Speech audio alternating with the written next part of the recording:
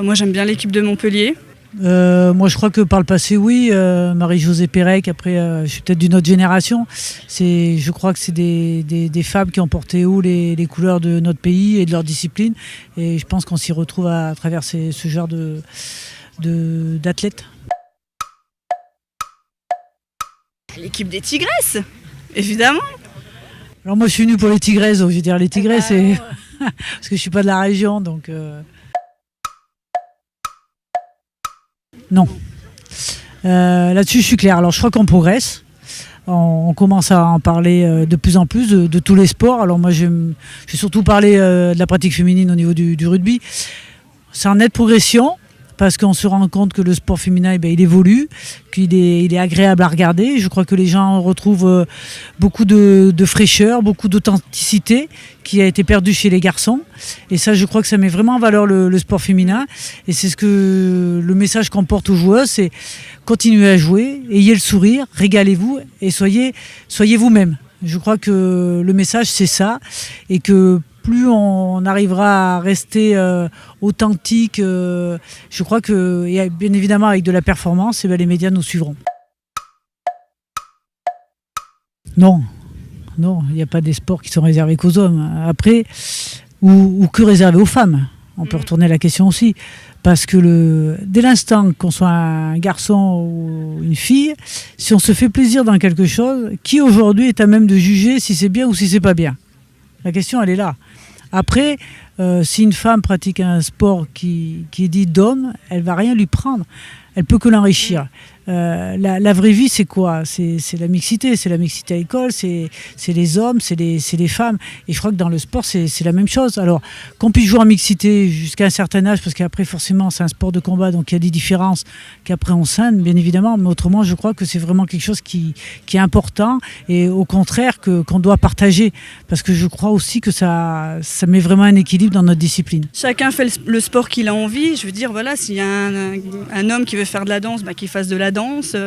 Nous, voilà, on est souvent jugés parce qu'on fait du rugby, mais je veux dire, voilà, il n'y a pas de sport plus pour un homme ou plus pour une femme. Je veux dire, on choisit de faire ce qu'on a envie de faire, ce qui nous fait plaisir, ce qu'on a envie, et voilà, et on a envie d'apprendre et de progresser dans cette discipline tout en se faisant plaisir. Voilà. Enfin, moi, c'est toujours ce mot-là qui revient.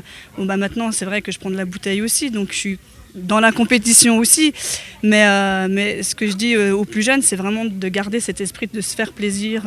Voilà, quand on gagne, forcément, c'est beaucoup plus sympa, mais même dans la victoire, on apprend dans la défaite, on apprend toujours d'une défaite de toute façon. Donc, voilà, je m'évade un peu par rapport à la question, mais je veux dire, il n'y a pas de sport ou pour un homme ou pour une femme. Chacun fait ce qu'il a envie de faire. Après, ça apporte un autre état d'esprit aussi quand il y a effectivement des femmes dans un staff d'hommes. Ça amène de la fraîcheur, un œil nouveau aussi, un œil différent. Donc je pense que c'est important aussi qu'il y ait des femmes aussi dans ces instances-là. Ouais. Oui, c'est sûr, parce que dans pas mal de disciplines, qui peut mieux porter le message pour défendre la pratique féminine que les femmes? Les garçons ont beau essayer, quand on a un certain parcours, que ce soit joueuse, entraîneur, dirigeant, on est mieux à même de défendre et de comprendre, de connaître les problématiques et d'apporter des solutions. Parce qu'on peut toujours parler, on peut toujours avoir des grands discours, mais certaines choses, si on les a pas vécues ou si on n'y a pas été touché de près, c'est difficile. Et puis effectivement, je crois que ça rejoint la question de tout à l'heure sur la mixité. Je crois que ça fait aussi un équilibre dans les échanges, dans les débats. Une femme ne va pas aborder les mêmes sujets pareil que les hommes. Et ça, je trouve que c'est plutôt bien, c'est plutôt enrichissant pour tout le monde. Je dirais que le sport féminin, il n'y en a jamais assez de toute façon. Ici en Saône-et-Loire, il y a quand même beaucoup de variétés de sports, mais c'est pas encore assez connu ni reconnu. On n'en parle pas pas suffisamment. Pour moi, le sport féminin, c'est pas encore assez médiatisé et c'est bien dommage. Même si ça commence à l'être de plus en plus, que ce soit en Saône-et-Loire ou même partout, je pense qu'on n'en parle pas assez.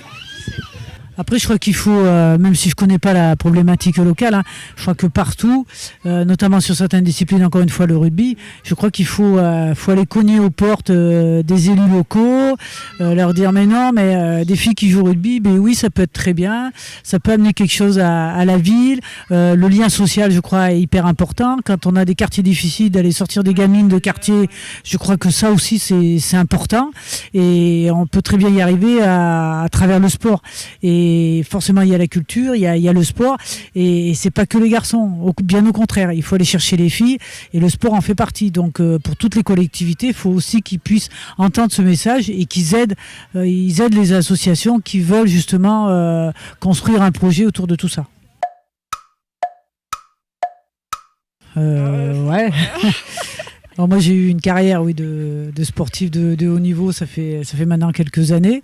Et après oui, je suis toujours sportif parce que bon, même si je m'occupe d'une équipe, j'essaye d'en faire au moins 3-4 fois par semaine, un minimum on va dire.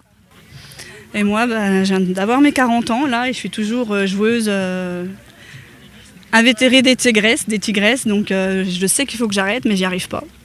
Donc parce que c'est mon corps qui me dit stop, mais ma tête il me dit allez vas-y continue. Donc je sais pas, j'ai peut-être encore 5 ans devant moi. Si je suis encore là, de toute façon, je continuerai encore et encore parce que ça me fait du bien et le rugby, ça véhicule énormément de valeurs et c'est surtout, on a une très bonne ambiance avec les filles et ça fait du bien quand on a de se vider la tête, ça fait du bien. Voilà.